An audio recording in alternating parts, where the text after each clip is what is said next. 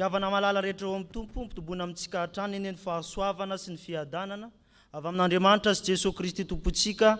Amen. Anio riavako alahady fa 13 Jolay taona 2024. Alahady fa 7 manaraka ny Trinité izay ibanjinantsika hatrany loha hevitra manao hoe hevery ny fifidianan'ny tompo. Ny sampaty no mitarika antsika amin'izao fanompam-pivavahana izao. Andeha horaintsika ny hira mitana ny firaisana.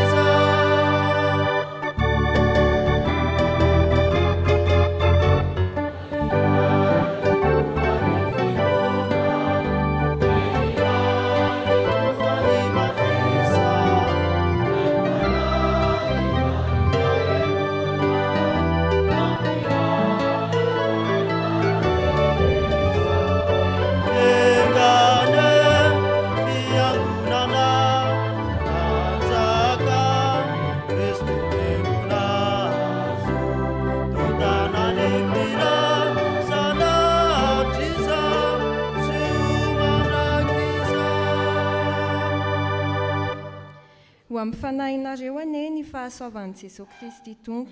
Ho fideratsika an'Andriamanitra dia raha tsika mamaky ny salamo fahaenina amby 100 ny andininy voalohany hatramin'ny fahadimy. Salamo fahaenina amby 100 ny andininy voalohany hatramin'ny fahadimy. Rehefa hita izany dia hovakiana amin'ny anaran'ny Tompo. Aleloia, miderahany Jehova fa tsara izy. Fa mandrakizay famindrapony, iza no mahalaza ny asa lehibe ataon'i Jehova na mahatonina ny fiderana azy rehetra, sambatra izay mitandrina mety ka manao marina mandrakariva. Jehova tsarovy aho araka ny fankasitrahanao ny olonao, vangio amin'ny famonjenao aho, ahitako ny soa azo ny voafidinao. Hifaliko amin'ny fifalian'ny firenenao, hiraviravoko miaraka amin'ny lovanao. Amen. Ataontsika ny hira voalahatra.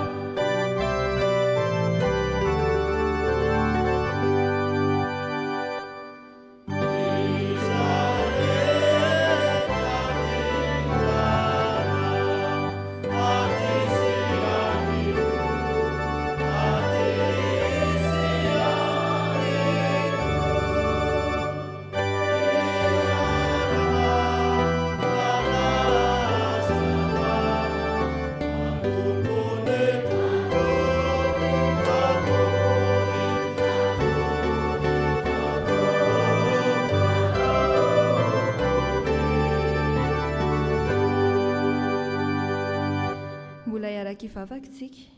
Andriamanitra Tompo sy Mpahary anay eo, midiranao izahay noho ny soa rehetra nomenao anay ka hivelomanay isan'andro. Tafavoreto izahay anio mba hiarahan'andratra ny feonay, hidera sy hioby anao Andriamanitra Tomponay. Deranay sy ankalazany mandrakariva ny anaranao noho ny asanao sy ny voninahitrao. Ho anao irery anie ny voninahitra. Sitraka indrindra Tompo ny anakambana izany vavaka izany amin'ilay vavaka nampianarinao manao hoe: ranay ho izay ny an-danitra, ho hamasina anie ny anaranao, ho tonga anie fanjakanao, atao anie sitraponao, ety an-tany tahaka ny any an-danitra. Meo any anio ny anasaza ho anay, hamanana ny elikay tahaka ny amelanay izay meloka taminay. Raha aza mitondra anay amin'ny fakapanahy, fa manafahanay amin'ny ratsy, hanao fanjakana sy ary voninahitra mandrakizay. Amen. Petraka isika.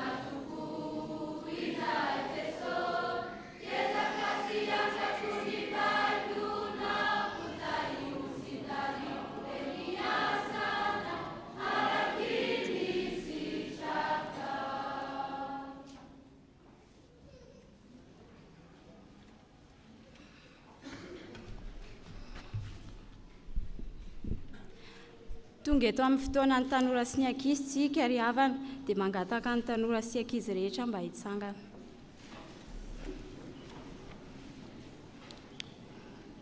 Vavakintsika.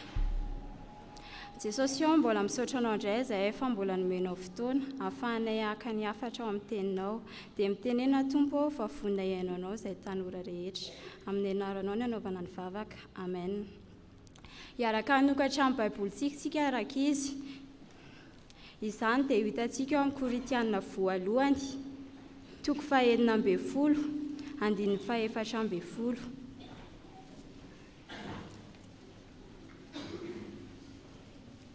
Koritianina toko voalohany, andininy 9:10, toko 9:10 dia ny andininy 14:10. Rehefa hita izany dia mifankitsika miaraka. Izay rehetra ataonareo dia ataovy amin'ny fitiavana. Amen. Afaka mipetraka. Hitantarako tantara kely anankiray nareo rankizy androany, tantarana rangahy anankiray. Rakoto no anarany.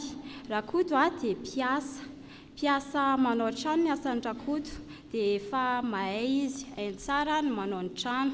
Dia efa navita trano maromaro Rakoto, dia niteny tamin'ny mpampiasa azy izy hoe: "Zaho andeha arila sasatra amin'izay fa efa maro ny asa vitako."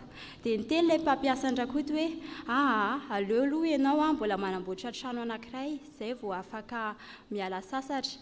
dia nomemeny Rakoto tany an-tsainy hoe za efa vizaka tsy mba nisy fialasasatra mihitsy nataoko dia ozy izy hoe ay hitako ny hevitra aleo fa ataokotoko fahatany ilay asa dia ataoko zara fa vita dia afaka miala sasatra aingana dia nataony Rakoto le asa nataony zara fa vita nataony izay hitany rehetra fa nahamety aingana anazy teo taty aoriana dia tonga ilay mpampiasa azy ny teny hoe aiza ny asa vitanao dia ozy izy Rakoto hoe ito ilay izy dia teo amin'izay ozy ilay mpampiasa mantsy Rakoto hoe zao maro ny zavatra efa nifanaovantsika ny asa rehetra izay nataonao nafinaritra avokoa dia indro omeko anao hitrano vitanao io teo vao nangididy ny lohan'ny Rakoto hoe Andriamanitro nataoko zara fa vita ilay asa nataoko toto tsy nataoko ampitiavana dia teo izy vao nandinika hoe raha nataoko ampitiavana zao iny asa iny nahazo zavatra tsara dia izay tantara izay ry havana ny angalantsika afatra amin'ity androany ity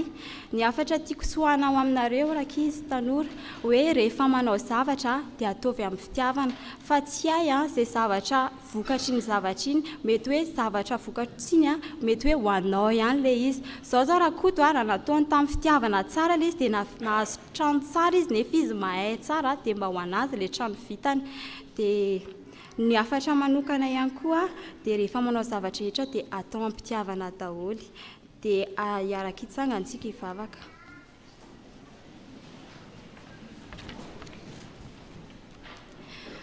Jesosy io mbola misaotra anao indray izay efa nomenao afatra mafontsy izany entinay eny amin'ny fiainanay iray manontolo eny amin'ny fiarahamonina amin'ny rehetrarehetra izay ianaranay ianao Jesosy efa niteny araka ny teninao fa ny zavatra ataonay rehetra dia ataovy araka ny fitiavana dia aoka ny fanainao masina aniraka anay mba hanao ny zavatra rehetra amin'ny fitiavana dia ampahamarinana dia misaotra anao Jesosy io amen afaka mipetraka amin'ny fiangonana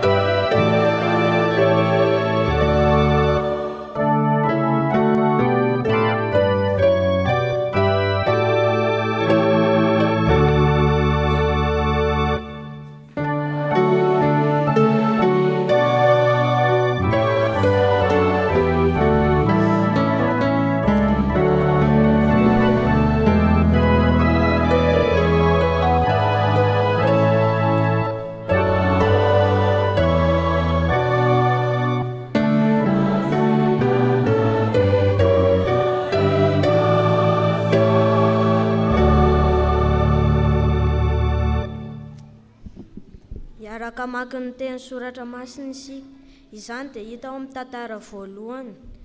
tantara voalohany toko 7:20 ka hatramin'ny 7.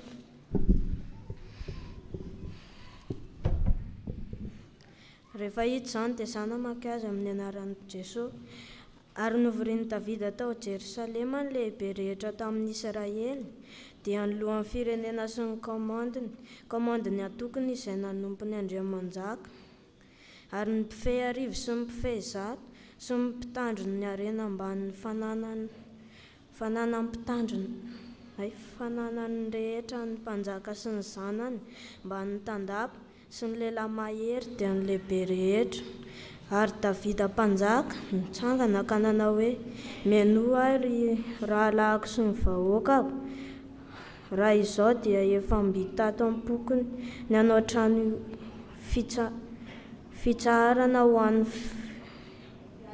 fiaran'ny faneken'i Jehovah sy ho an'ny fitoeran'ny tongotr'Andriamanitsika ary efa vononika izay ety manao azy nefa hoy Andriamanitra tamiko tsy hanao trano any anarako ianao satria lehilahy mpiady sy mpandatsa-drà nefa kosa Jehovah Andriamanitry ny Israely efa nifidy ahy tamin'ny ankohonany raiko rehetra ho mpanjakan'ny Israely mandrakizay, fa i Joba no nividiny no mpanapaka. Ary tamin'ny taranaka Joba indray dia ny ankohonany raiko no nividiny, ary tamin'ny ankohonany raiko dia izaho kosa nankasitrany ka natao mpanjakan'ny Israely rehetra. Ary tamin'ny zanako rehetra, fa zanaka maro no nomeny Jehovah, dia Solomona zanako nanany fanjakana no nividiny hipetraka amin'ny seza fiandriany fanjakan'i Jehovah, hanjaka amin'ny Israely. Ary hoy izy tamiko, Solomona zanakao no hanao ny tranoko sy ny kianjako, fa efa nifidy azo zanako aho, ary izao no rainy, ary ampitoetra ny fanjakany mandrakizay aho raha maharitra mitandrina ny didiko sy ny fitsipiko mandrakariva izy tahaka ny amin'izao anio izao. Asan'ny apôstôly toko voalohany, 7:20 ka 9:20. Asan'ny apôstôly toko voalohany, 7:20 ka 9:20. Amin'ny anaran'i Jesosy. Ary nanokana roa lahy izy, dia i Josefa atao hoe Barsabasy, izay atao hoe koa Justo, ary Matia.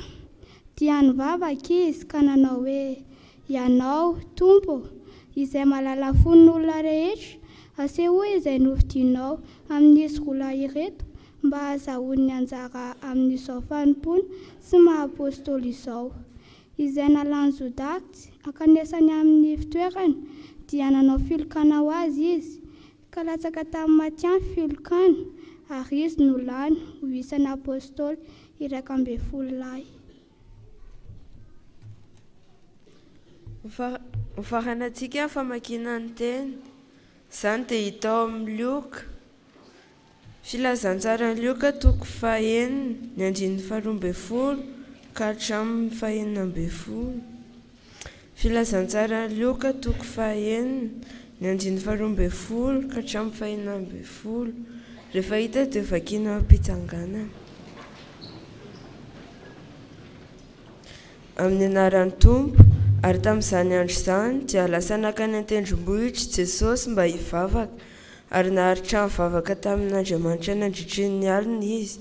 Ary noho ny maraina ny andro dia nantsony hanantona azy ireo mpianany, ka nifidiany 12 lahy izay nataony hoe apôstôly, dia Simona izay nataony hoe koa Petera, sy Andrea rahalainy, sy Jakoba, sy John, sy Filipo, sy Bartolomeo, sy Mathio, sy Tomasy, sy Jakoba zanaky Alfeo, sy Simona izay nataony hoe Zelota, sy Jodasy zanaky Jakoba, ary Jodasy Iskariota ilay tonga namaty. Amen. Ray masina manomasina.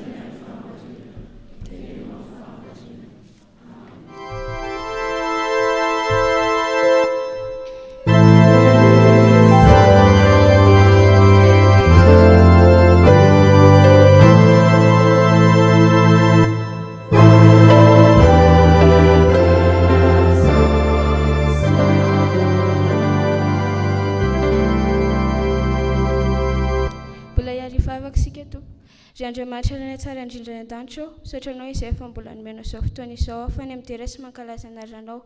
Saranao ianao koa ny Tompo fa mbola afaka niain'ny teninao izay ankehitriny ary raha hitondra ny afatro aminay mpanomponao, dia aoka ny fainanao masina ny asa mahery ao anatiny. Izay mpiainy koa ny Tompo, dia aoka ny fainanao masina no hitoetra aminay, ka mba ho mpiaim-pankatoy izay fa tsy ho mpiaim-panadino. Izany vavaka izany dia ataoko amin'ny anaranao Jesosy, sotrareo. Amen. Ripetra sika Tompo.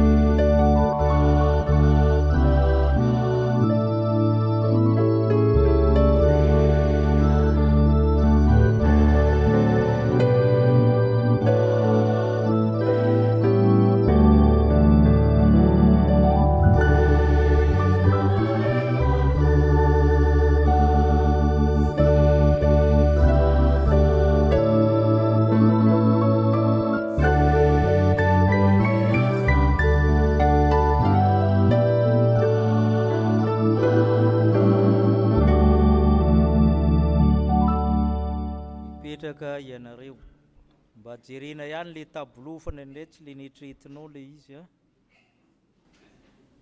Ho amintsika rehetra ny fahasoavana mba ny fiadanana avy amin'Andriamanitra raintsika sy Jesosy Kristy tompontsika. Tantara voalohany toko 920. Ny mpanjaka tamin'ny andro taloha dia rehefa mialehibe izy a dia manao natao hoe discours d'adieu na lahateny fanaovam-beloma. Teo amin'ny kolotsaina rehetra nisan'izany daholo na teto Madagasikara misy ny afatra indrinam-pinomerina tamin'ilay dama ohatra, afatra ny omby asy amin'ny zanany. Io zany fomba fanao. Eto zany Davida manao an'izay fomba fanao izay a, namory ny lohandohany rehetra teo amin'ny fanjakana, ny tompon'andraikitra rehetra amin'ny fitantanana, na tamin'ny fananana na ny ara-miaramila na amin'ny fitondram-panjakana na ny solotenan'ny vahoaka, dia nilaza ny amin'ny fifandimbiasa am-pahefana izy a na ny fitondrana izany. Miverimberinao ny teny hoe mifidy no fidiana, ary izay no akatsika lo hevitra hoe Andriamanitra mifidy. Inona ny fepetra ny fifidianan'Andriamanitra? Izay ny valitsika aloha. Nifidy Andriamanitra ho Davida. Ny fepetra zany dia hoe inona moa ny masontsivana fifidianan'Andriamanitra amin'ny olona? Masontsivana antsika-olombelona ve? Masontsivana amin'ny fiarahamonina ve? Sa ahoana? I Davida raha mamaly amin'ny teniny dia mifidy olona Andriamanitra araka ny sitrapon'Andriamanitra. Zay tian'Andriamanitra ihany io, araka ny sitrapon'Andriamanitra fa tsy araka ny sitrapon'olombelona. Manonona olona maromaro Davida manomboka amin'ny dininy 4 hoe ny taranaki Joda tenenin'ny Davida. Tao anatin'ny firenena Israely 20 dia efa miala aloha ny fahipetra maha-olombelona amin'ny fifidianana satria i Joda tsy laha-matoa. Fa izy moa laha-matoan'i Jakoba moa novadiny sikola lahaty moa. Robena ny laha-matoa. Zay aloha zany dia efa tsy mety tamin'ny fifidianana tamin'ny andro taloha, fa tsy maintsy ny laha-matoa ihany ny fidiana. I Joda tsy laha-matoa. Faharoa, i Joda raha mijoro izy tamin'ny fahendrena tsy namidy ho andevo Josefa. Fatatsika ny tantaran'i Josefa. Fahatelo i Joda koa zany a njangajanga, ary vonantiny mihitsy ny njangajangana. Raha ny fepetra maha-olombelona zany dia tsy anatin'ny masontsivana mihitsy izy, kanefa Joda ny fidian'Andriamanitra akana mpanjaka. I Davida koa rehefa hifidy mpanjaka Saoly Andriamanitra naniraka ny Samuel, mankanesa izy amin'ny Jesse ao. Amin'ny taranaky Joda manontolo be dia be Jesse ny voatendry. Rehefa tonga tany izy nasaina ny lahatra tsirairay, le zanaky Jesse, Eliaba ny voalohany sady ranjanina ny lava no tsara tarehy, tia ngambana izy io Samuel. Tsy io Andriamanitra. Andriamanitra mijery ny ao am-po.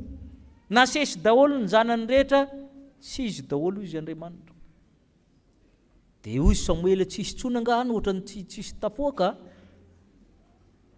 Le farilany miandry any, le farilahy zany efa tsy konto zany a. Alevo izy Samuel. So dia mba rehefa tonga Davida ny kely indrindra dia izy ny fidian'Andriamanitra ho mpanjakan'ny Israely. Tsy tafiditra anatin'ny masontsivana koa izy. Dia avy eo izy nilatsaka miaramila. Tonga mpanjaka izy. Fatatsika fa na dia teo ny maha Davida azy olon-kendry izy, mpanakanto izy, mahery miady izy, fa izy koa nangalatra vadin'olona koa. Dia raha ny masontsivana koa dia sahirana koa amin'izany. Ary zay zany a i Solomona koa, ary zay notantanin'i Davida ato hoe fidy an'i Joda izy a, fidy anahy izy a, dia avy eo a Solomona koa raha tsy toerana satria ny tantarana efa tsy dia tsara. I Davida efa nanana zanaka maro talohan'ny Solomona. Izy sady nangala badin'olona no maty le badin'olona, dia avy ny ampiakarina indray dia miteraka ny Solomona, le zaza voalohany mo maty, dia Solomona zaza faharoa. Efa tsy dia tsara toerina tao anatin'ny fiarahamonina koa Solomona, nefa izy nifidian'Andriamanitra. Ary zay le hoe tsy miankina amintsika, tsy acte méritoire zany na avièse io, fa Andriamanitra mifidy araky ny sitrapony. Ny Lioka 4:9 nifidy Jesosy, nivavaka pandritra ny alina izy, satria zay le fidian'Andriamanitra. Tsy maintsy amin'reto mpianatra maro be reto izy no fidiana ho apôstôly, akana 12. Ireto apôstôly reto rehefa nivoaka avy tao tsy misy avy amin'ny Jerusalema.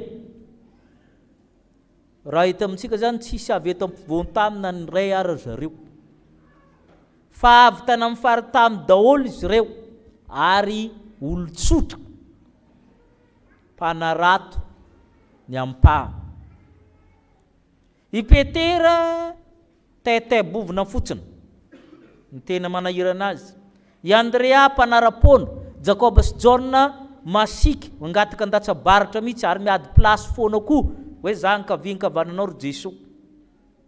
I Zelota, Simona taranaka mpamon'olona, ohatra raha hita amintsika zany taranaka ny mena lambo izy, olona mahery fo ary nationaliste tsisy ohatran'izany ary masaha mamono mihitsy. I Tomasy réaliste loatra, tsy mino raha tsy mahita. Ahoana ny fidianan'ny Jesosy anatin'izany? Ary anatin'le izy koa tsy maintsy asina anankiray mamadika, fa tsy zany no tsy mora, fa Andriamanitra mifidy, tsy noho ny amintsika. Ary zay no manahirina amin'ny fifidian'Andriamanitra ny rainyray. Anatin'ny sampany, anatin'ny inona misy an'ireo toetra n'ireo apôstôly ireo daholo, ary misy mamadika foana. Fa zay natao fifidian'Andriamanitra, tsy azo adinkevitra, Andriamanitra mifidy. Mifidy ho mpitandrina, ho décorna, mpiandraikitra sampana sy ny sisa, mifidy atsika ao mibatisa, ary zay tsy azo jerena olona, satria Andriamanitra ny mifidy. Point c'est tout. Andriamanitra ny mifidy.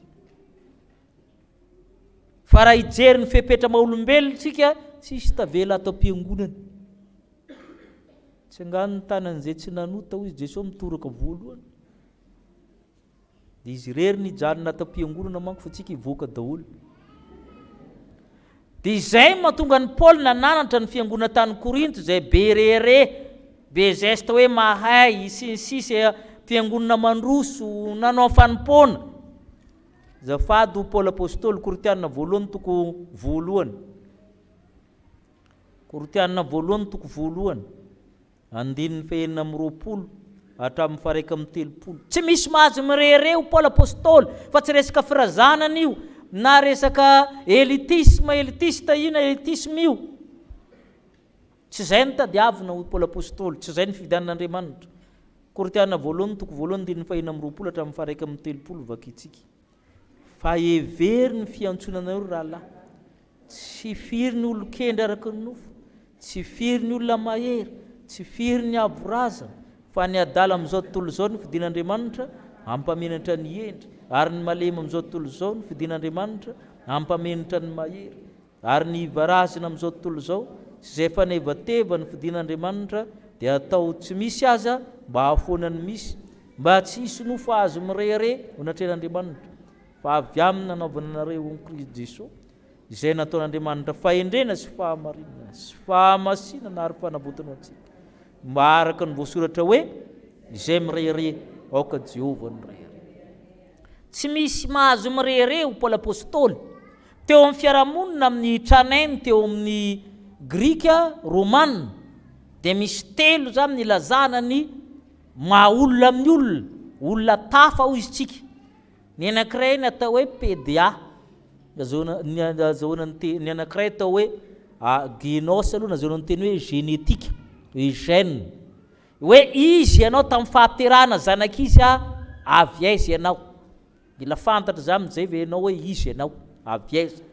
manaka androany mbola misy azo atao foana rehefa hipetra efatra reo. Voalohany a ny fahaterahana ginosy hoe izy ianao mivoaka avy amin'izy tanàna boanjo football zay amin'ny ray. Ny faharoa ny fanabeazana PDA na zao hoe pédagogique, ny taizaina taiza ianao ary izy nampianatra anao inona avy ny formation anao.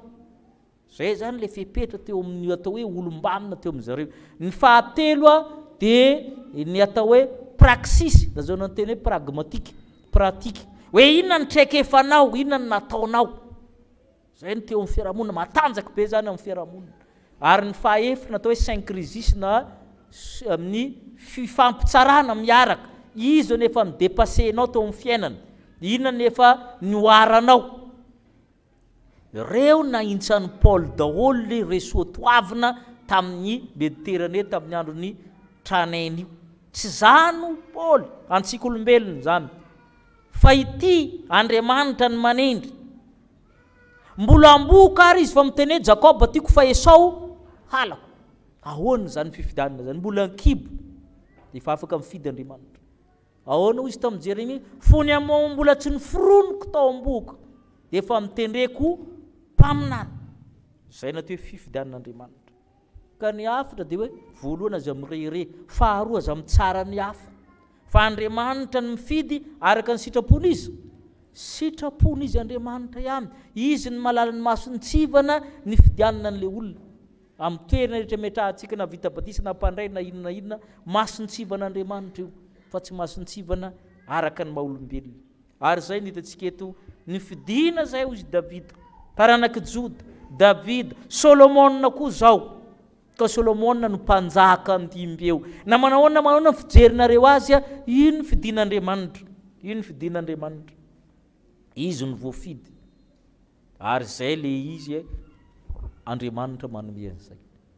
Fa ny faharoa dia izao, rehefa vita ny fifidianana ny olona, mbola misy fifidianana faharoa rososona le izy. Andriamanitra koa mifidy olona ao amin'ny andraikitra ny asa samihafa. Zay indray ny manaraka. Rehefa mifidy izy amin'ny atao hoe vocation générale amintsika rehetra, dia fidin'ireo amin'ny asa tsirairay avy koa. Maninona moa? Fikasamy Davida, anao inona moa fikasamy Davida eto moa? Anao tranon'izy, tranon'Andriamanitra tempoly. Efa nangonoko daholo ozy Andriamanitra, ozy Davida. Anao trano fitsarana, ametran'Andriamanitra amin'ny tongony. Efa ny fidiko daholo na nivoriko daholo ny fitaovana. Nefa tonga ny afatra Andriamanitra. Tantara voalohany toko fahavala amby roapolo ihany andininy fahatelo. Nanahoana ny valiny? Tantara voalohany toko fahavala amby roapolo andininy fahatelo. Ahoana hozy izy?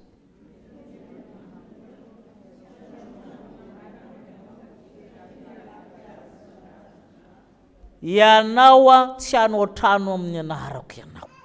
Tsy ianao ny manao io, fa ianao maninona hozy izy?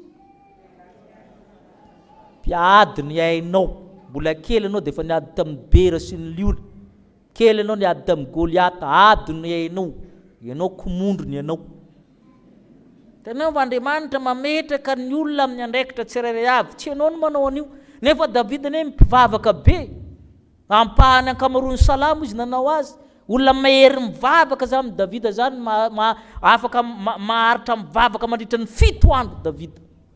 Jereo tsara namoronan'ny salamo faraika amin'ny 20 amin'ny tantaran'i Davida, herinandro mivavaka mitokana.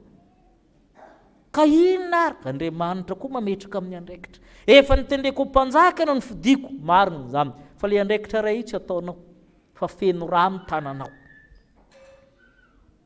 Iza ny fidian'Andriamanitra anao le izy amin'ny andininy fahaenina, vakitsika andininy fahaenina. Ahoana hozy izy?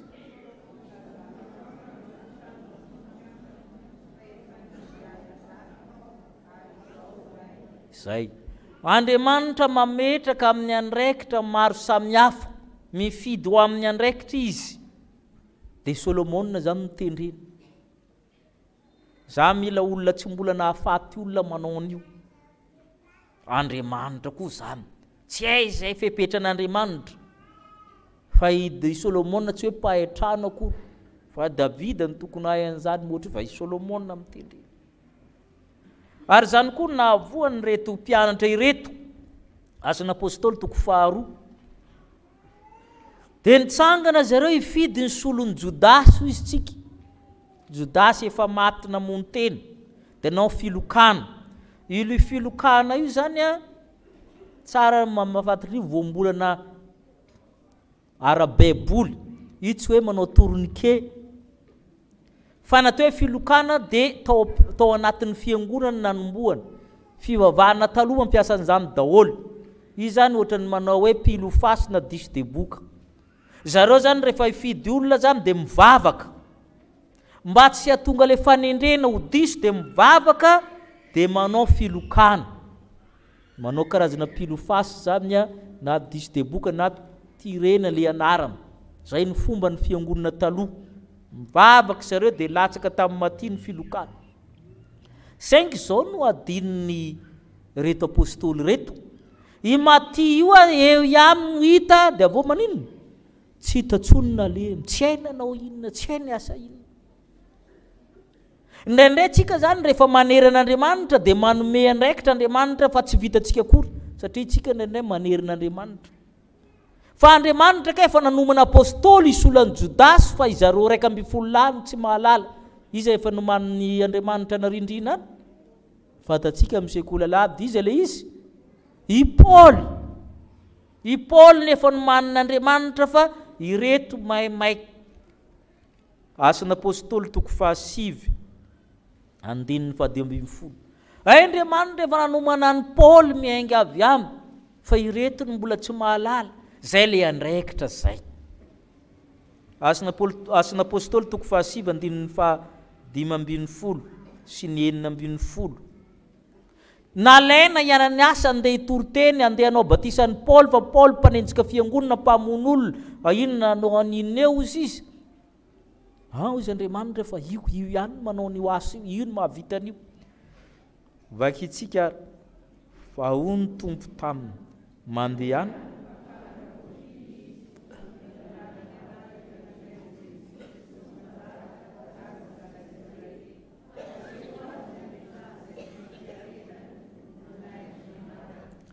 I Petera na dia mafana foara tsy havita hitory teto zao tontolo zao hatreo amin'ny Josiana apôstôly ny voafora. Fa le raha atendreko ty ho Andriamanitra no hitety zao tontolo zao. Ary zay tokoa no nataon'ny Paul apôstôly. Aseko azy ny abeny tsy maintsy hiaretana. Io ny fanaka voafidy. Andriamanitra mifidy olona ho amin'ny andraikitra. Tsy rairay abaka nahazo azy amin'ny atao hoe apôstôly ny jentilisa. Io le teny malaza antsika tianjery amin'ny Koritianina voalohany toko 12 ny andininy 4 hatramin'ny 5. Koritianina voalohany toko 12 andininy 4 hatramin'ny 5.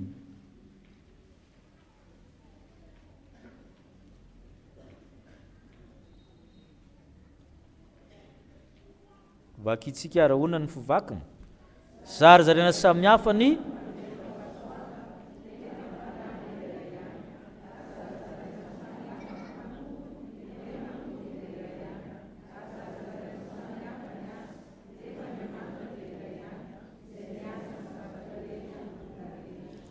io Paul apôstôly itsika rehetra dia omeny fanahy masina zavatra 3 fanomezam-pahasoavana avy amin'ny fanahy masina, fanompona na ministera avy amin'ny Jesosy tompo, ary ny asa avy amin'Andriamanitra.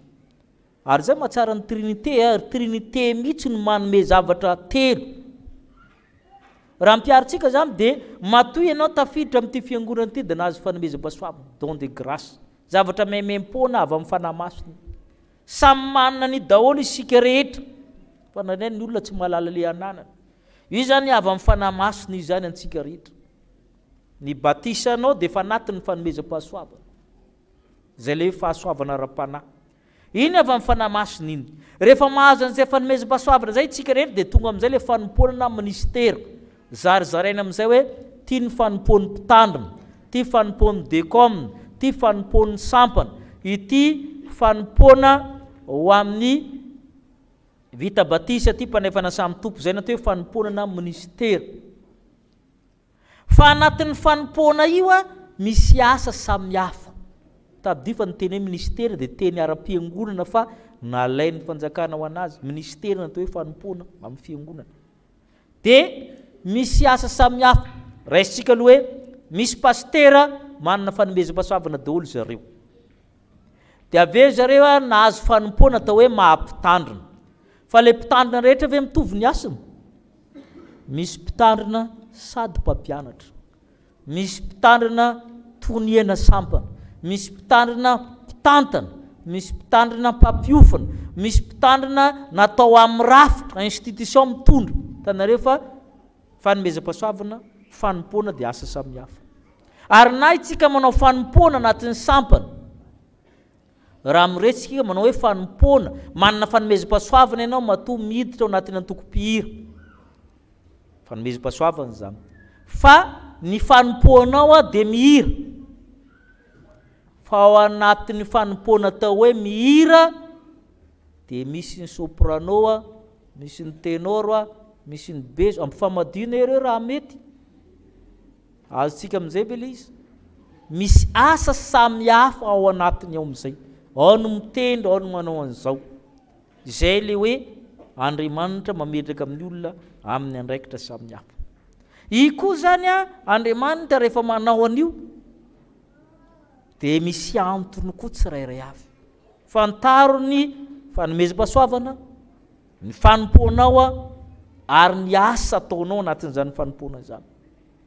Ao no natokana ho birao hitarika, ao no natokana amin'ny lafin'ny teknika mampihira na manao an'izao, tsy azo afangaro reo. Fa mikorontana raha vao afangaronao zany. Tahaka izany amin'ny tsirairay avy amin'ilay asa. Raha sady mpitendry ianao ny be kitikitika ao ambony ao dia miomana fa tsy handeha mizelona io. Fa tokony hafa manao an'izany. Dia izay ilay hoe zarizaraina samihafa koa ilay asa ao anatiny ao. Zarizaraina samihafa.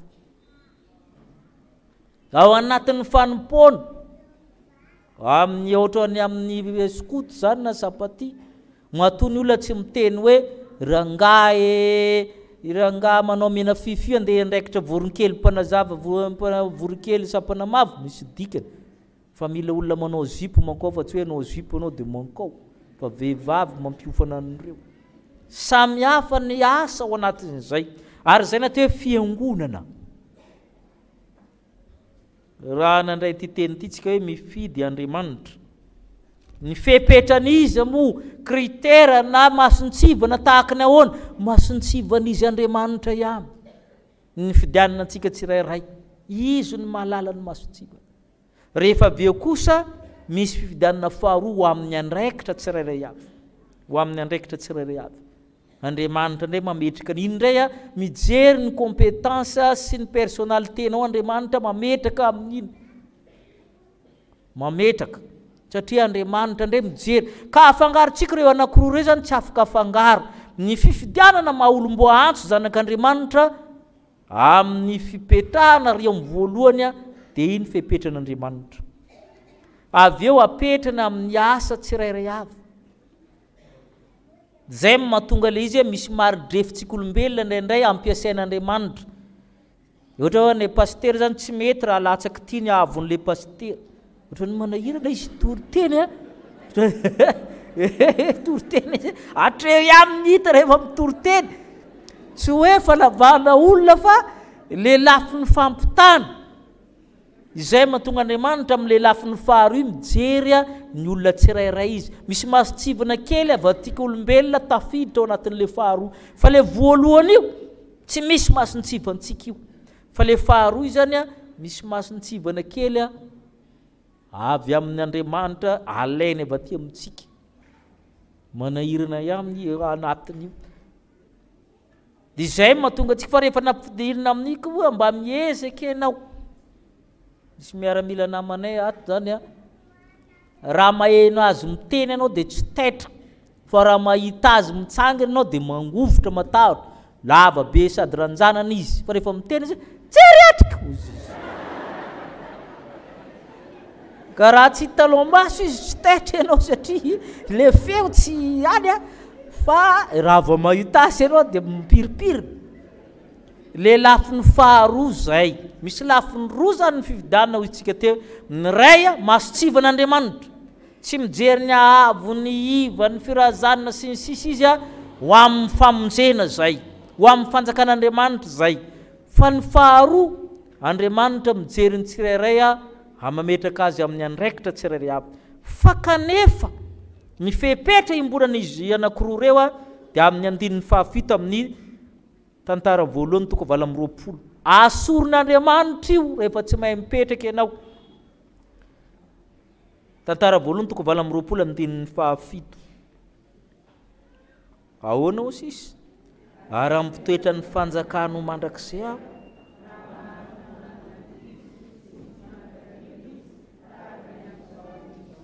misy letanareo condition sy ny canon zany ao raha ozy izy maharitra mitandrina ny didiko sy ny fitsipiko zay ihany ny fepetra takin'Andriamanitra amintsika fa tiany daholo tsika ary nitendreny no fidiny ho zanany ho an'Andriamanitra rery ny voninahitra amen.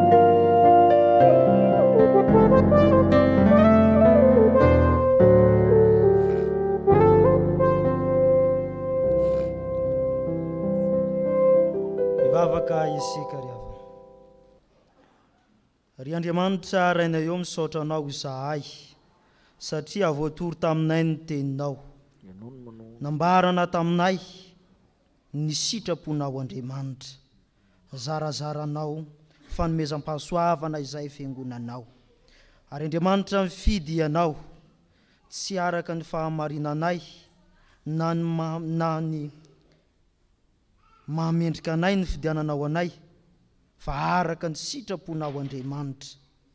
Andriamanitra rainay eo mifidy ny olona ianao hanao ny asanao hanao ny andraikitrao eo anivon'ny fiangonana eo anivon'ny firenena eo anivon'ny fiarahamonina mba ho fanirakirakao hanatanteraka izany asanao izany ko ankehitriny Andriamanitra mahatsaro zahay fa tsy nahatanteraka izany sitraponao izany tsy nahatanteraka izany teninao izany tsy indraindray tsy hainay miaina izany fifidiananao Andriamanitra izany manambotena izahay ty kolikoly izahay ty vola izahay ty tena izahay tsy tiany namanay izahay tsy indraindray zay Tompo tsy mahavita ny andraikitra zay efa napetraka taminay hamevanay ny asanao Andriamanitra tsy samy mijoro izahay menatra izahay ijoro hanatanteraka izany asanao izany.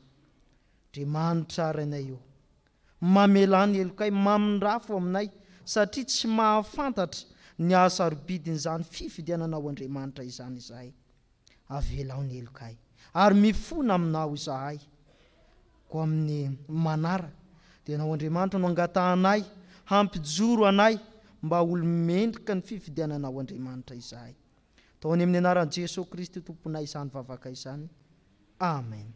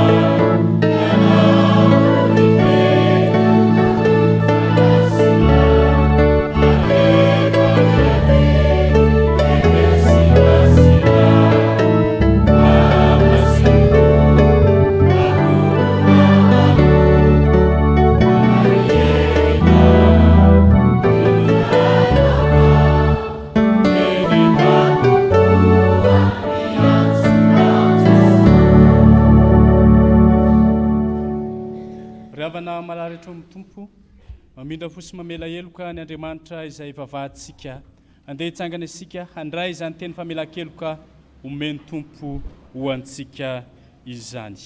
Hoy ny apôstôly masina hoe indre manao ahoana ny fitiavana nasehony iray ho antsika dia ny antsony antsika hoe zanany sady izany tokoa isika. Hoy ny tompo hoe tsy ianareo no nifidy ahy fa izaho no nifidy anareo, koa fitiavana mandrakizay no nitiavako anareo, izany no aparetako famondrapo ho anareo. Izany fitiavan'Andriamanitra izany ambara amin'ny anaran'i Jesosy Kristy tompo, favovela sy voafava avokoa ny eloka reo rehetra ko midy rasy misaoran'ny tompo. Sambatra ny olona izay voavela ny elony sy voasarona ny fahotany, sambatra ny olona izay tsy sain'i Jehovah eloka ary tsy misy fitaka ny fanahiny. Amen.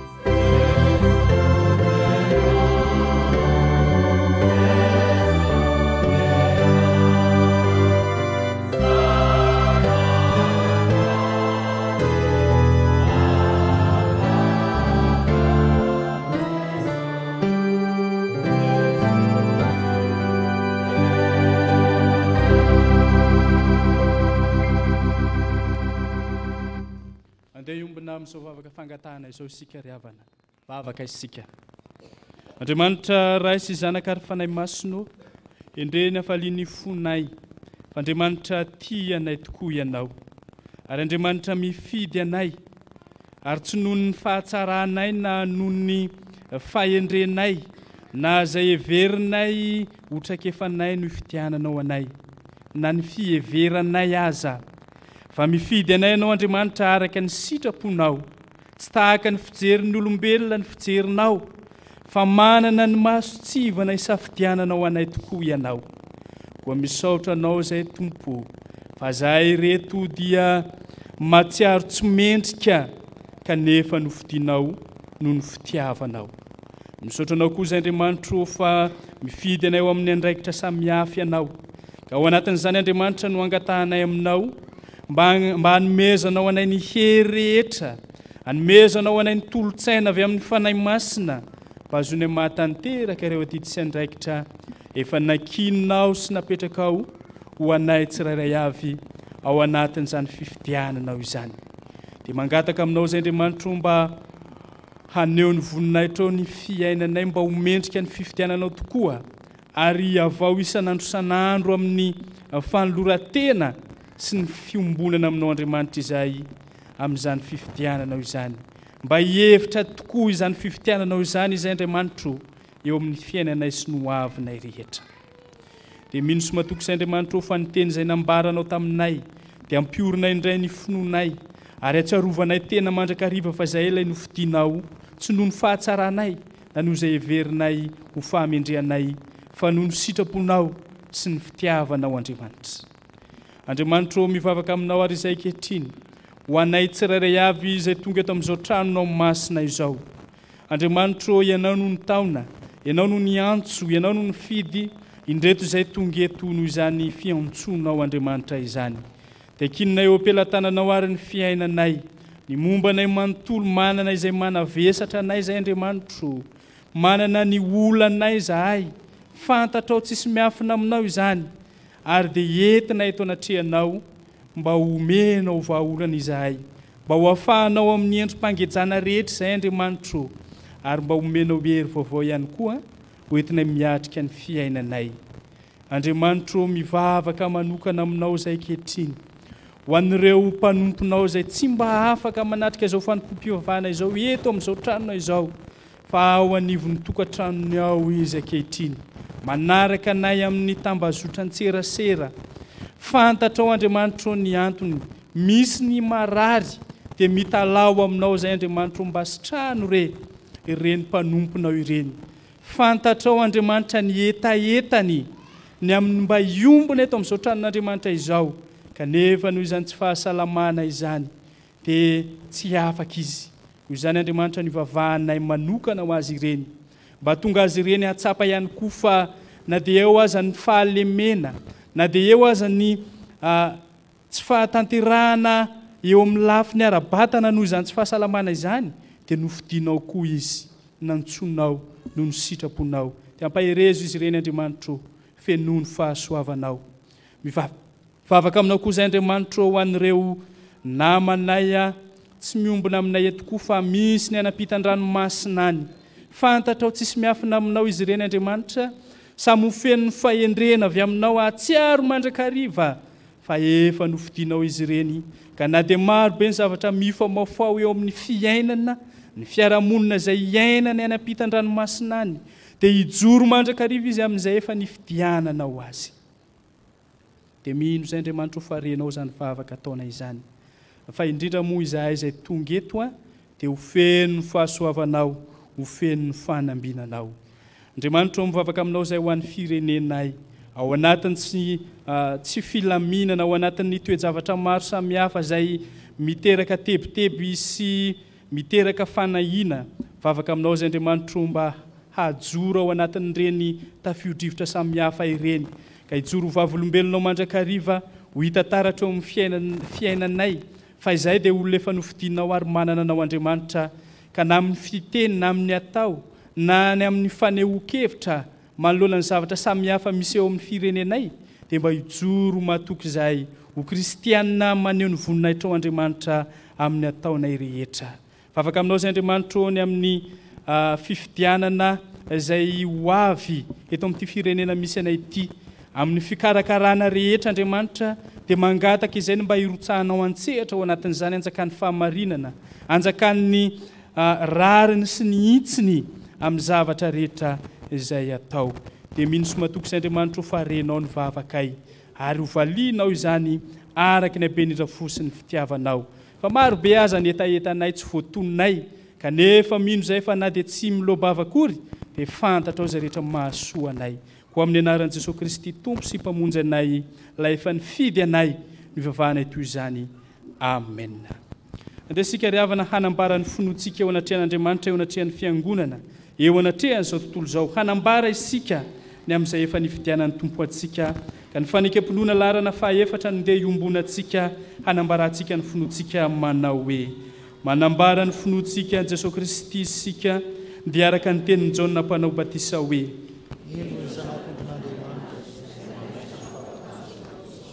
sy araka ny teny nataon'ny Andrea hoe: sy araka ny teny nataon'ny Natanaela hoe: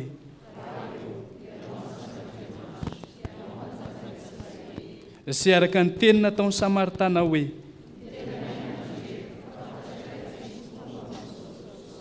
sy araka ny teny nataon'ny Petera hoe: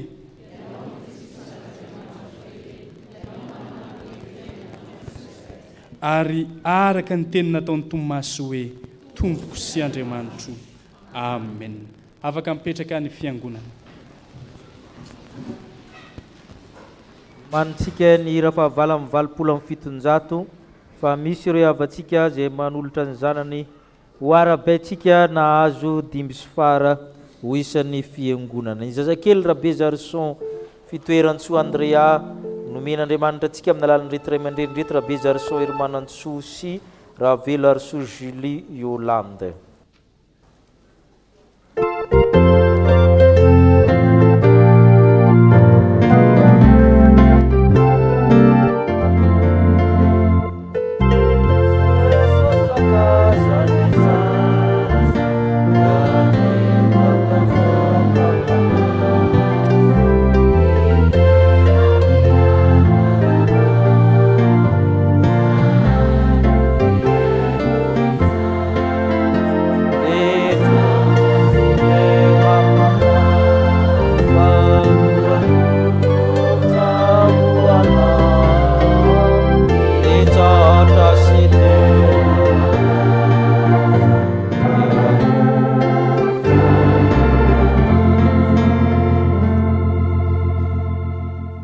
Sikariavana mandray ity fianakaviana ity nomen'Andriamanitra 5 sy fara.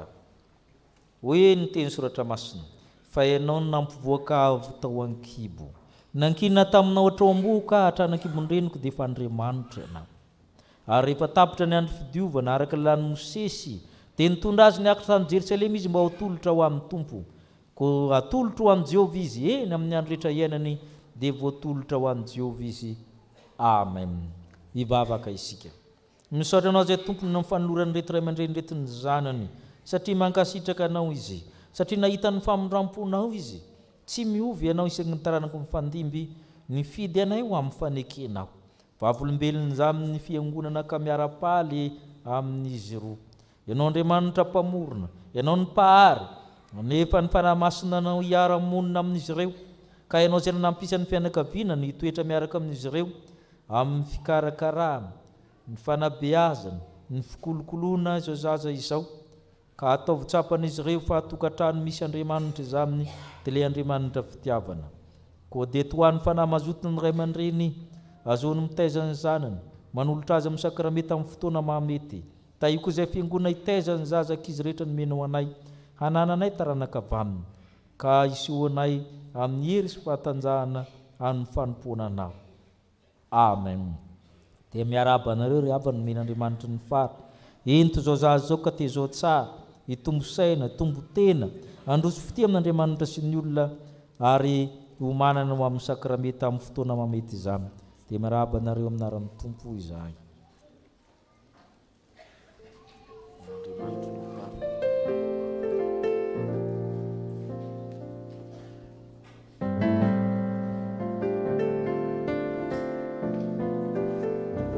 Vala amy 720 andininy voalohany sy ny faharoa dia hiatrika ny alitara masina reo avatsika manolotra ny zanany amin'ny sakramentany batisa.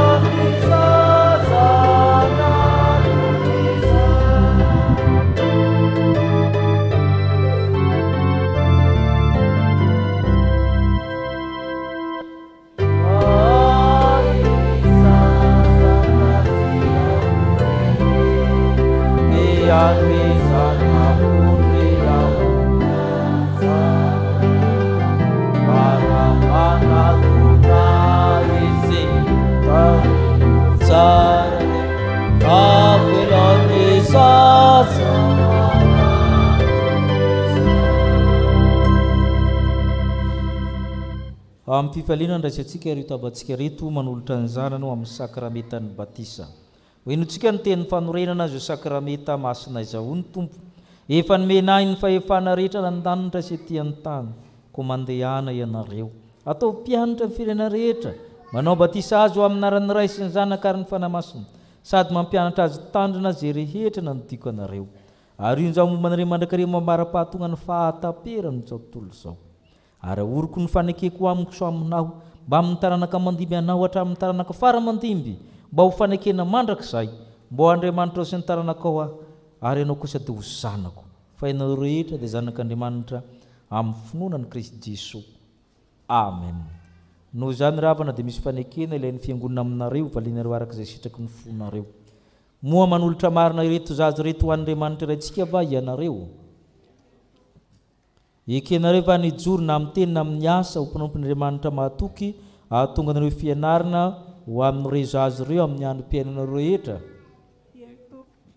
Ekenareo ny tanterahan'ny fiangonana amin'ny nijery zaza ireo ny fitaizana rehetra araka ny filazantsara izay tokony atao aminy hitomboana amin'ny fahalalana izao fahasoavana lehibe izao anekenan Jesosy Tompo ahazo hery izy ireo ka andany asan'ny Satana rehetra. Vonina hivavaka ho azy sy hampianatra azy ireo hivavaka raha mpiditra azy isan'ny mpianatra sekoly alahady va ianareo. Ekenareo va ny hampianatra azy ireo ny antony izao fanaovana batisa izao ary ezaka ka hahatonga azy ireo mpanay fanasan'ny Tompo. Mandre nareo Andriamanitra okarinareo todika any amin'ny fiangonana anamafy ampahabe maso izany fanekenareo izany. Manolotra ny zanakay ho an'Andriamanitra raintsika izahay ekenay nijoro na amin'ny teny na amin'ny asa ho mpanompon'Andriamanitra mahatoky mba hahatonga anay ho fianaran'ny zanakay amin'ny androm-piainanay rehetra. Ekenay ny hatanterahany fiangonana amin'ny zanakay ny fitaizana rehetra araka ny filazantsara tokony atao aminy mba hitombony amin'ny fahalalana izao fahasoavan-dehibe raisina avy amin'Andriamanitra izao sy anekeny an Jesosy Tompo mba hazony hery andavany ny asan'ny Satana rehetra.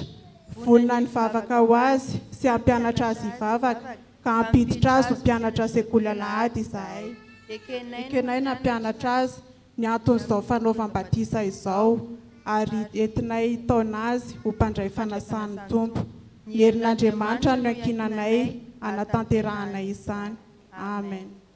Le lehilahy tsy dia eny loatra le an'ny lehilahy hitsangana isika fiangonana hangataka ny fanahy masina.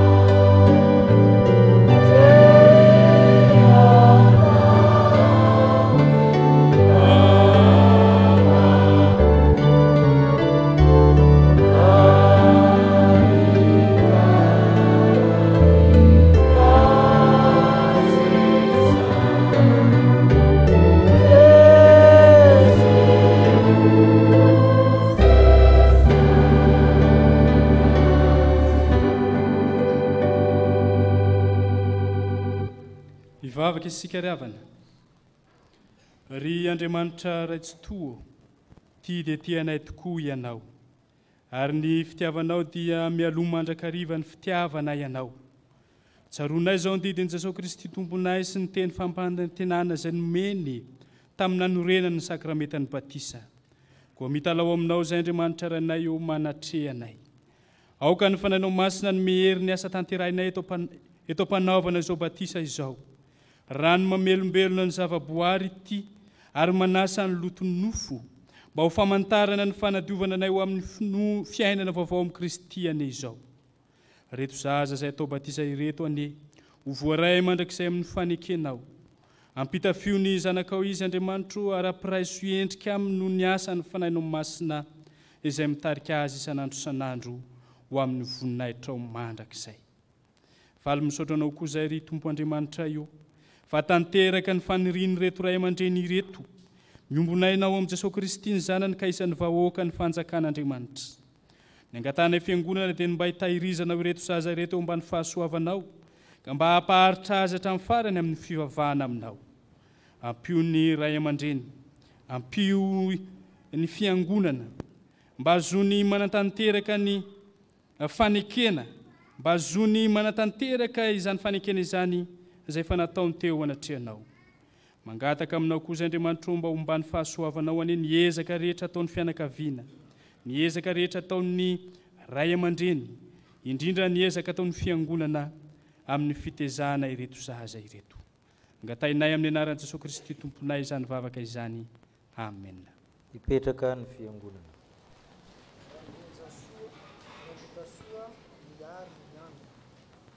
Ranondrenja soa miary Irina.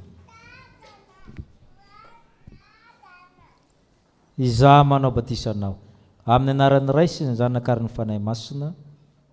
Amen.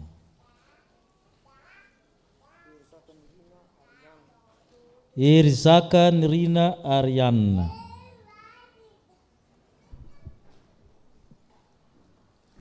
Izaho manao batisanao amin'ny anaran'ny Ray sy ny Zanaka ary ny Fanahy Masina. Amen.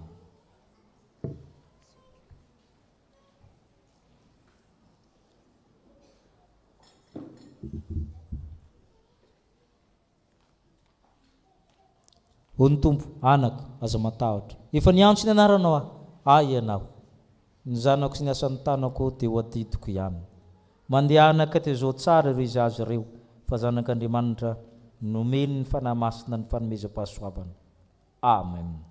Ny antsan'ny folo alin-dany no hira ho antsika amin'ny rako fisaorana raha tsy diso Ho anatin'izany dia hiakatra avatrany ny sampana ny filohan'ny sampatia sy ny Dorcas fa roso amin'ny fanokarana ny bronze sampana isika. Dia hira fanampin'ny fahatelo no raintsika.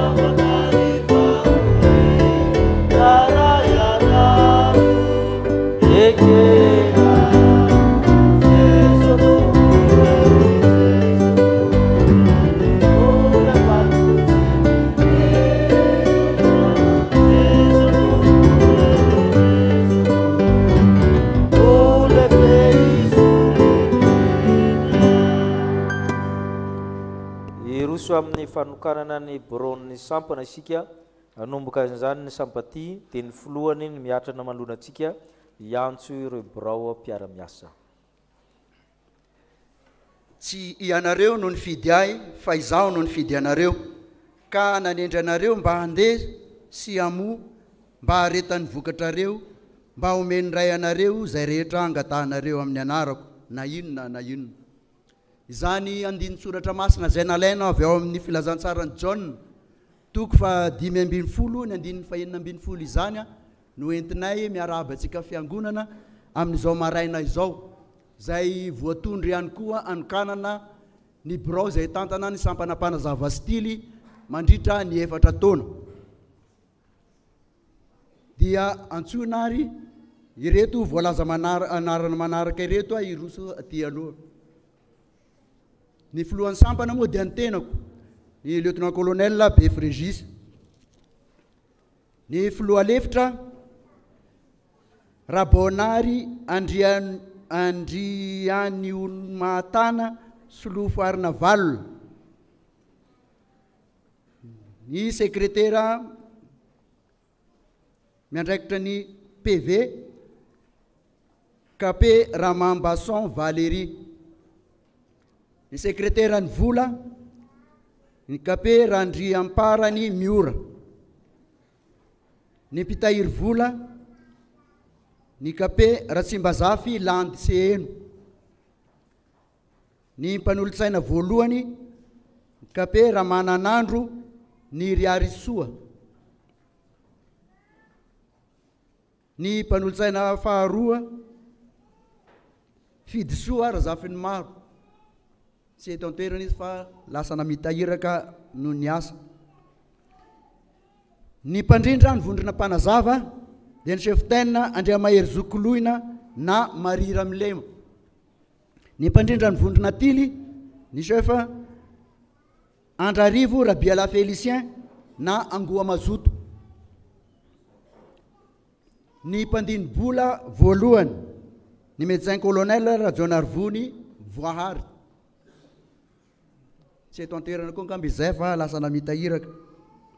Ny mpandiny bola faharoa KP Fanambina Tsoa Obinirina, ary ny mpanara-mason'ny fitaovana dia ny KP Rabenoro Dina Harisoa.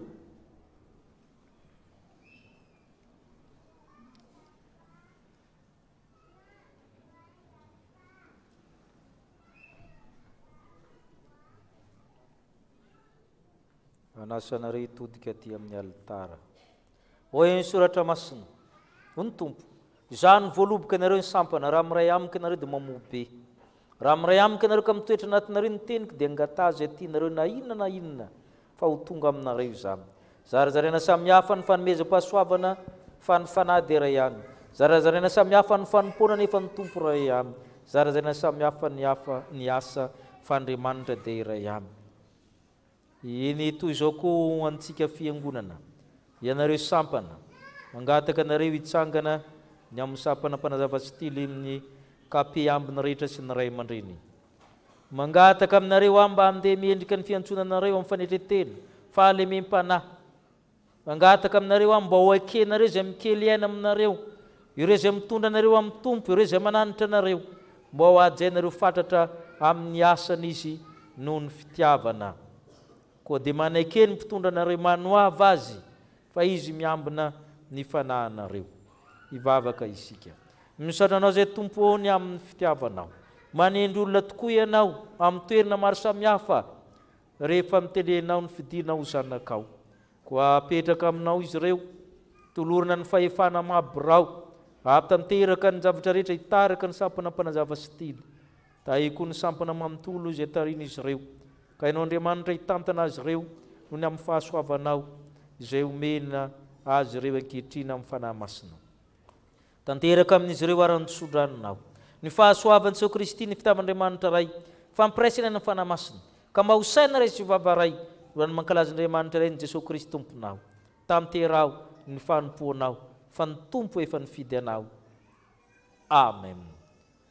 Itodika na amin'ny fiangonana ianareo dia manasa ny birao ny fiangonana amin'ireo olona ny filohan'ny sampana tonga eto a iaraba azy ireo mba ambady ira fanampin'ny fahevatra amin'ny telopolo io raintsika anatin'izany dia miomana avatrana amin'ny azy ny sampana Dorcas.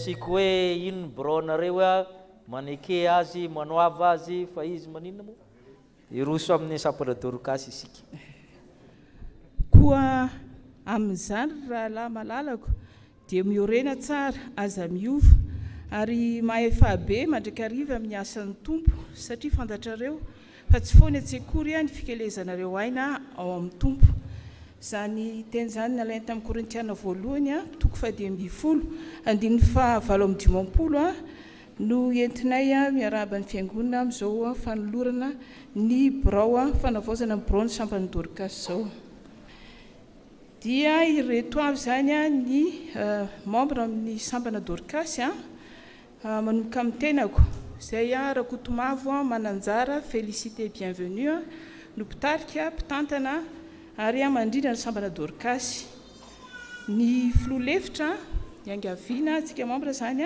anatona teny loha ny filoha-lefitra dia Randria Christina Polidoré ny mpitantana ny ara-panahy dia Randriana Solohery Malala Mamvolana Micheline ny mpitantana ny vola Rasoana Toandro Vona ny mpitantana ny fitaovana Raoul Malala Giselle Caroline zay tsy eto toerana ary Raharinirina Angèle Florina ny mpitantsoratra ny vola Rabary Malala Bodinirina mpitantsoratra voalohany Rakotomalala Evi Sandra mpitantsoratra faharoa Ravalorsoa Miriam Alice ny mpanolotsaina voalohany Ravaoarsoa Noro mpanolotsaina faharoa zay mialatsiny fa tsy eto toerana koa dia Ravanandrasana Eugénie ny mpanaramasin'ny vola sy ny mpandini-bola moa zany dia Ramatoa Malala Sorajonera izy mantsy eo dia Rasoa Mananjara Lovatina Entso samy tsisy eo ry zareo. Zay ny mpikambana ao anatin'ny fikambanana sampana dorcas eto amin'ny fitezapana protestanta ho an'ny Foloalinda dia mangataka tsotra amin'ny pasteur zay.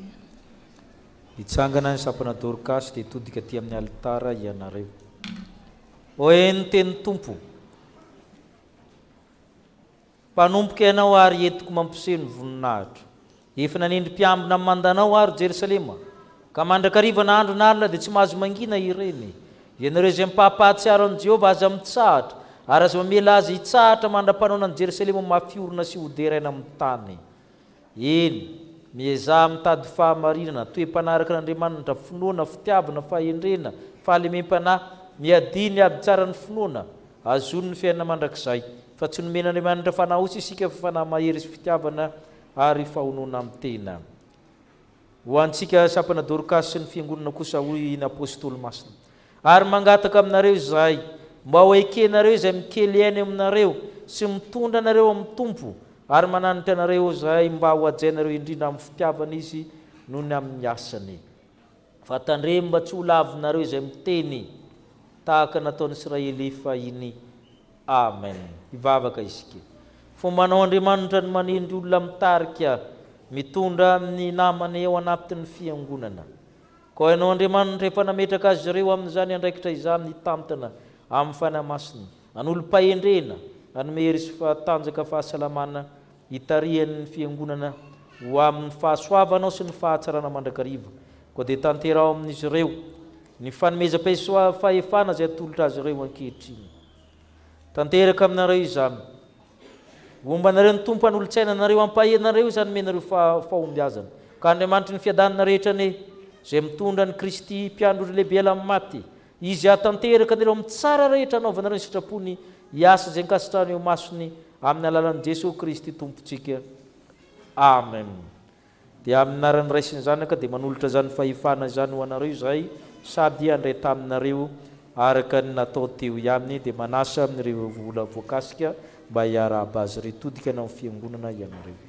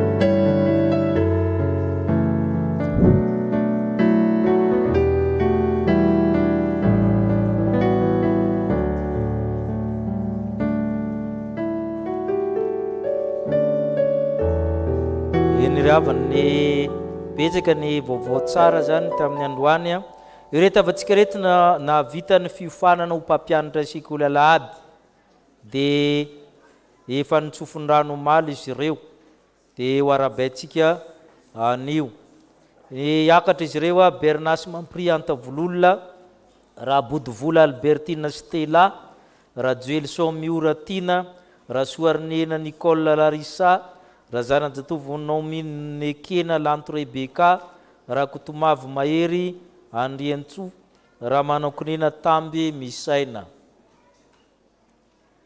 Ireo izy ireo zany ny amin'ny fiofanana ny mpampianatra alahady ravana dia miofana araka ny hitantsika maso ireo zany a fa sarotra ny mitaiza sy manabe.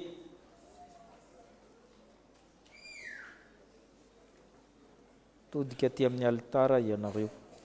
Misaoranao zay tompony amin'ny fahasoavanao nazoanay nampiofana mpampianatra sekoly alahady ary nekenao ny asan'izy ireo dia navoaka soamantsara izy ireo. Ahery tokoa miteny sy amin'ny asa mpianatra ny ankizy menao ny ara-tsaina rehetra entina mitaiza sy manabe ankizy sy tanora izy ireo ka ary ianao koa no andamina na amin'ny tokantramina ny fandaram-potoana ahatanterahana zany fanompoana masina izany. Dia misaotra anao zay tompony amin'izao vokatra nomenao anay izao. Amen. Dia manasa antsika zany a iarahaba azy ireo koa zany araka ny teo.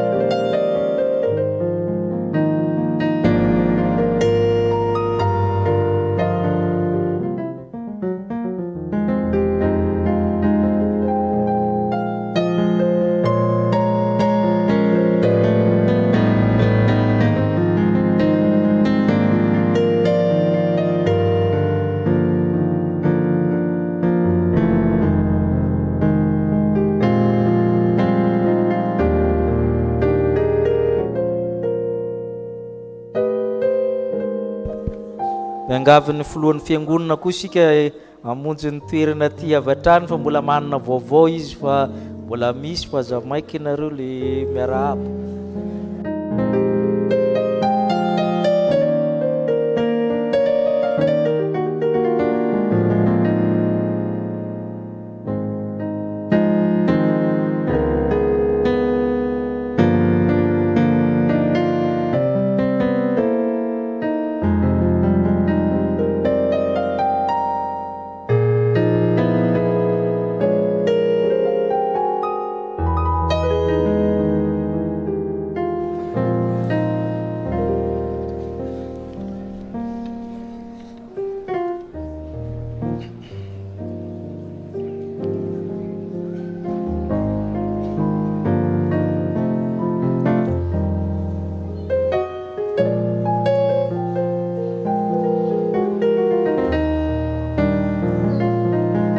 Afaka mitehaka ny sampana sekoly alahady monjy terana.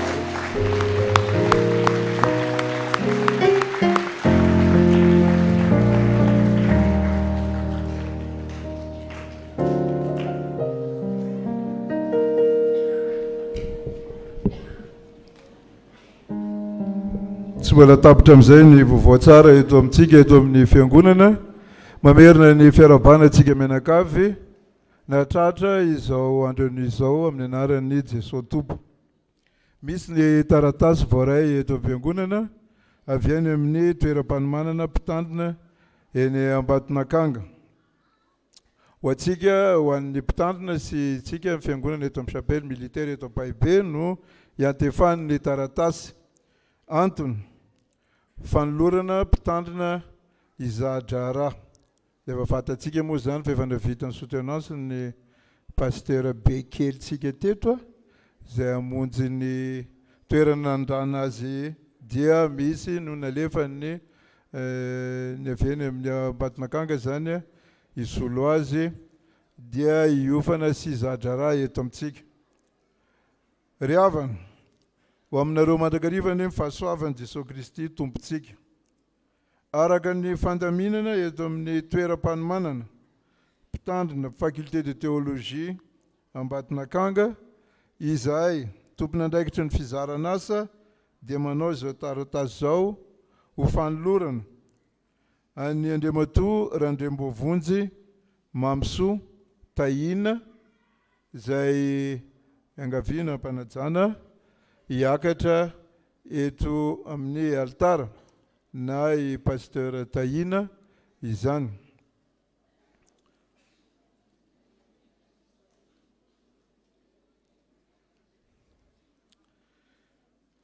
Anao fizaran-draharaha eto aminareo manomboka izao. Izy dia efa nitolorana ny délégation pastorale sady efa niofana momba ny asa mpitondram-piangonana ka afaka manao ny asa pastoraly rehetra toy ny mitarika fotoana, mitory-teny, mitantina sakrameta, manamasina mariazy, mampiofana sampana. Ny manao sinihan'izay taratasy izay moa dia Randrianatoanina anjara mpitandrina avy eny amin'ny faculté ny théologie eny Ambatonakanga. Koa dia manolotra antsika fiangonana pasteur Tahina zany ny tenanay, ary miarabako pasteur mandray anao eto amin'ny fiangonana chapelle militaire eto Paibe eto anivon'ny Foloalinda, dia manantena fa dia ahazo aim-baovao hatrany ny fiangonana miaraka aminao, ary ny fiangonana koa dia maneho tona ny firaisan-kina, firaisan-po, firaisan-tsaina ho amin'ny fanatanteranao izay asa fizaran-draharaha eto amin'ny chapelle militaire eto Paibe izao. Dia miangavy indray mandeha mitandrina hitondram-bavaka azy. Hitsangana isika fiangonana. Misaoranao zay Tompo satria nanaindrianao mpiara-miasa hiara hianatra aminay ny amin'ny fiainana araka n'Andriamanitra. Taio izy atateraka n'izay nanirahana azy eto, ary taiko izay mpiara-miasa andray izay rehetra tolony, ary no Andriamanitra hiasa amin'ny fanamasina tonga izay rehetra mandalo eto mba mpitandrina vonona sady vanona efatrany amin'izay rehetra nirahana azy naiza naiza. Misaotra Tompo ny amin'ny fanahinao masina izay maniraka azy. Amen. Hipetraka isika fiangonana efa manana fofombady sao be tetika dia hiakatra isika zany arahaba.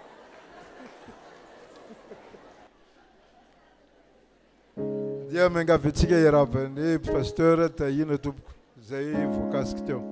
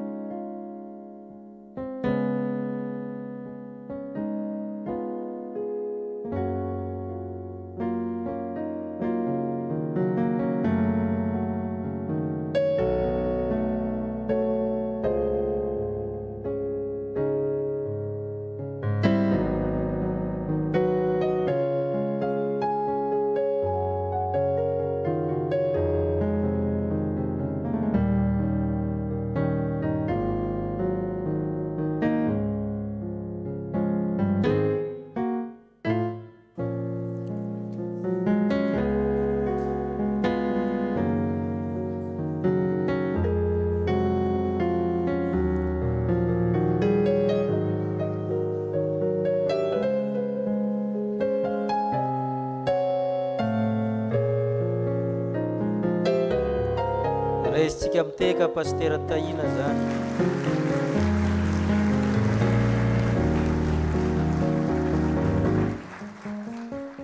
Fifaliana ho antsika nahavitany fanamasina fanambadiana reto zanatsika raha kotondratsima andre mirado avy manambina sira Joelson miora Tina hitsangana zareo raha o.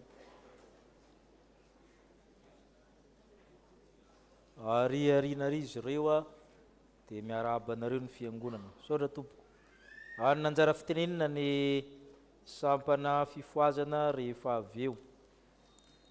Ny sakramentan'ny batisa ny zazakely nandriana arivelo Metia Alison natolotry randriana arivelo André Rizosy Razafindramanina Francine. Zazakely nandriana arivelo Tokina Miarantsoa Asindray tolotry mandreny nandriana arivelo John Asindray sy rakotany velo Miraniaina. Ary ny zazakely randriana arivelo Tamby Manantsoa Asindray tolotry randriana arivelo John Asindray ihany sy rakotana velo Miraniaina. Sanganao zareo mianakavy aty amin'ny sisiny ao zareo. Mivavaka ho anareo ny fiangonana sotra tompoko. Araka ny fatatsika moa ny vadin-dranga.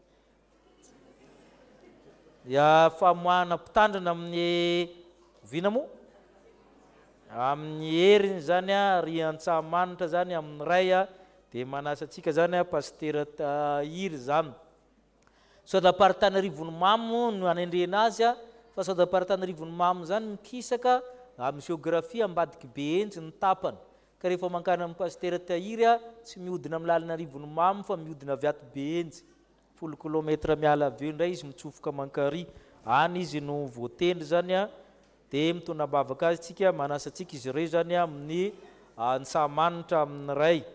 Dia misaotra antsika rehetra koa tamin'ny fanohanana azy na rabaina koa tsika fiangonana nareo président bureau ny fiangonana na vitany adiditsika tao aminy tsika rehetra ary dia izy koa na vitany adidiny amin'ny fianarana. Dia misaotra ny tompontsika ny amin'izany rehetra zany fa dia entina mbavaka zany amin'ny famoahana azy ireo Antsahamanitra sady fanirahana zany. Dia misaotra ny tompontsika ny amin'izany. Iroso amin'ny vaovaon'ny fiangonana isika.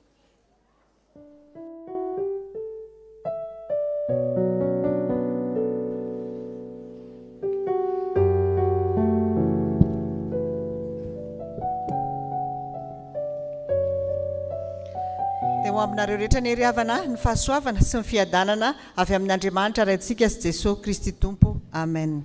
Toy izao indray vaovao ray izao maraina izao. Avy amin'ny tandrina sy ny biraon'ny fiangonana. Amin'ny alahady 3 Jolay heriny anio no fahamoahana mpitandrina eny Antsahamanitra. Anisan'izany ny mpitandrina Andriamanantena Tahiry-Tsoa izay mpitandrina mpizadrarà eto amintsika. Koa manasa antsika fiangonana manontolo amin'izany manomboka amin'ny 2 ora tolakandro ny fotoana. Ho tanterahana ny alakamisy 10 Aogositra ho avy izao ny fanokanana ho mpitandrina an'Andriamatoa Rakoto Arivelo Sitraka izay mpitandrina zadrarà teto amintsika ihany koa. Atao izany eto amintsika chapelle militaire Paibe koa manentana sy manasa antsika ny amin'izany. Efa nisy ny valopy izay nozaraina tamintsika mahakasika izany. Vaovao avy amin'ny sampana sy fikambanana. Avy amin'ny Christian Community Service.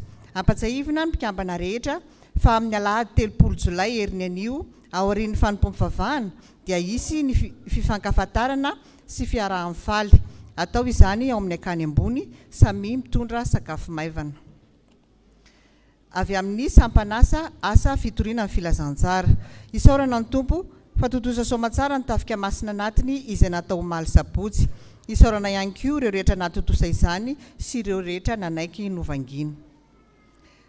Ho tanterahana ny sabotsy 12 Aogositra ho avy izao ny fiofanana sy vavaka fifadikanana ho fanomanana ny tafika masina tao any Ankisabehanalavory ny 15 hatramin'ny 17 Aogositra. Entanina isika sampana sy fikambanana rehetra ary isika fiangonana manontolo ny amin'izany ary soratra anarana dia izao mba hanaovana ny fandaminana rehetra. Angatahana ihany koa isika rehetra tsakanavaka mba hifanohana na arabola na ara-pitaovana amin'ny AFF ho fanatanterana izany asa masina izany. Avy amin'ny sampana VFL miatrika sy manoray anjara amin'ny fanasan'ny sampana fifoazana isika anio hariva. Mampiomana ihany koa antsika rehetra fa alahady 5 amin'ny heriny anio mivarotra mofomamy sy masira ny VFL ao anatin'izany. Amin'ny fotoana io ihany koa no anatanterahanizy ireo ny vokatra ankira.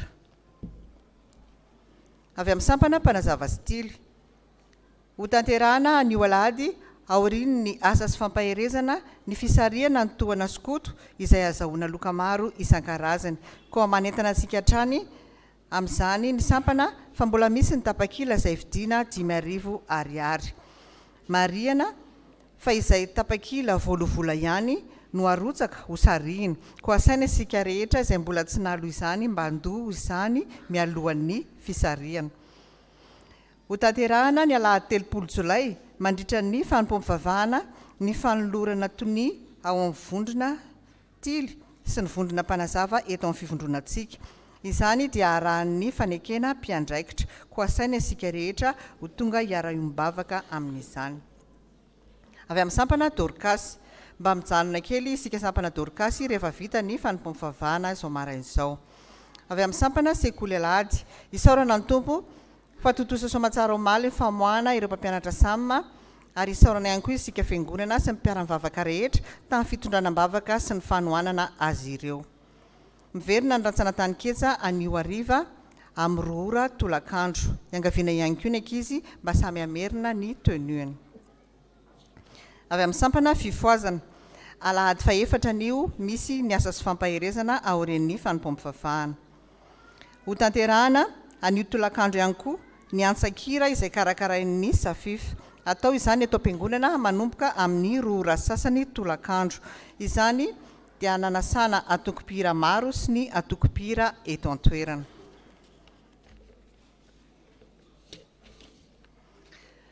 Rakim-pisaorana, mahay ny zavatra rehetra ao amin'ilay mampahery ahy. Filipianina 4 ny 7:12. Rakim-pisaorana noho ny fahafahan'ny zanako vavy fanadinana BEPC sy ny fidianan'ny tompo ahy anompo azy. Rakitra tononona ho amin'ny mpitandrina 3 mirahalahy sy ny sampana Sekoly Alahady. Taratasy fisaorana, izahay vady aman-janany Sambo Velson dia maneho fisaorana ny mpitandrina Révérend Dr Rakotsavy Mikael sy ny mpitandrina Mizadrara birao ny fiangonana fikambanan'ny diakonina Soloolona ary ny sampana velona rehetra eto amin'ny chapelle militaire Paibe tamin'ny fitiavana sy fampiononana nataonareo tamin'ny fidimandrin'ny iray malalanay. Andriamanitra ny fiadanana ny ombanareo. Ny fianakaviana dia nanolotra fararakitra ho an'ny fiangonana. Dia toy izay indray vaovao iray ry havana, voninahitra ho an'Andriamanitra irery ihany.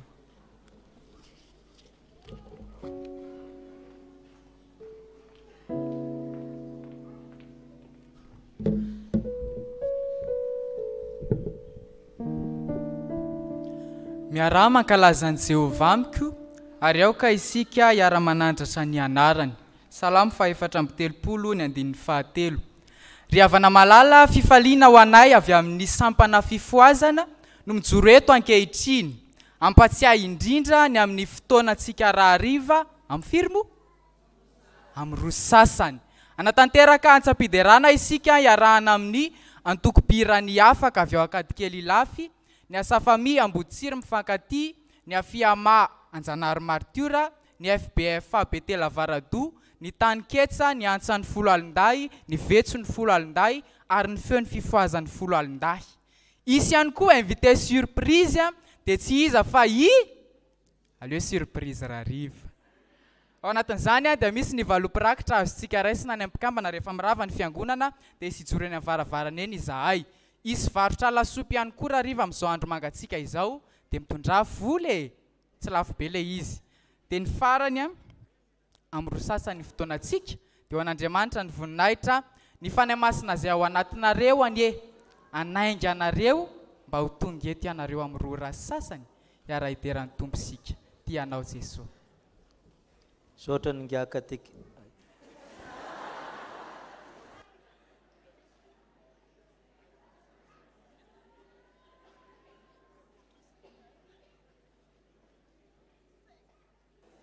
Iroso amin'ny rakitra isika, eo no toko-pihira, eo ny diakôna andamina antsika amin'izany.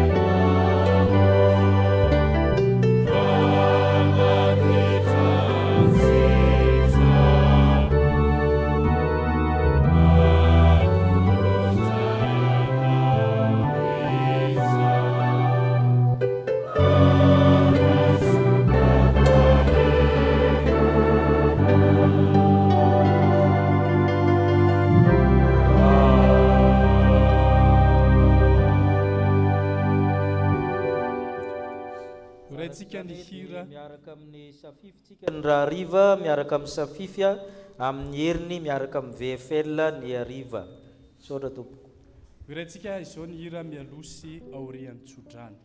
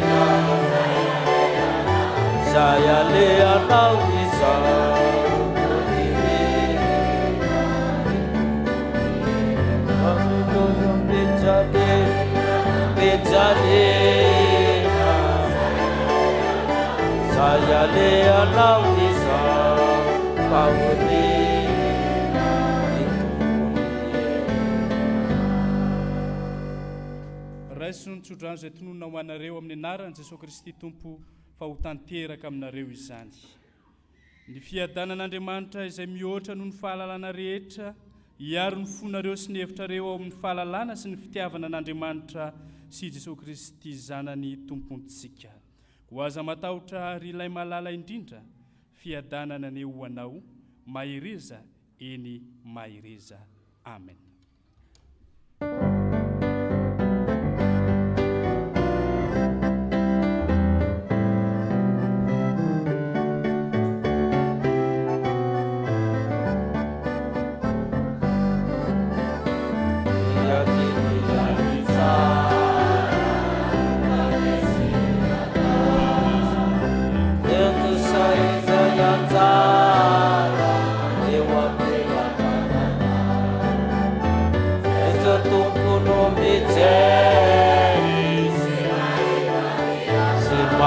Tane ata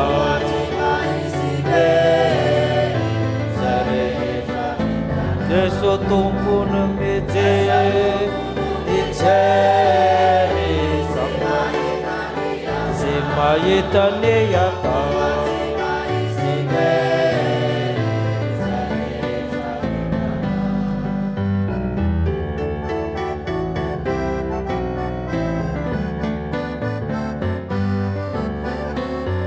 Jesus siatanza Epanonu tenata Ejanga mimitala Ikene tutupu Okare utenata Sani kambana mika Nada Okare utenata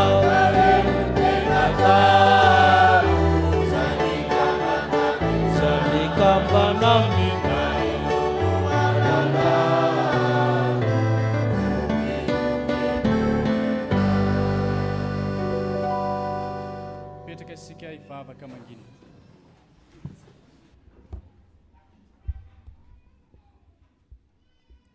Ho an'Andriamanitra irery ny voninahitra amin'ny anaran'ny Ray sy ny Zanaka ary ny fanahy masina. Amen. Hiditra avatrana amin'ny asa sy fampahirezana ataon'ny fifoazana isika aorian'izany ny tohana sokoto. Aloavo le vola odrareo amin'le teo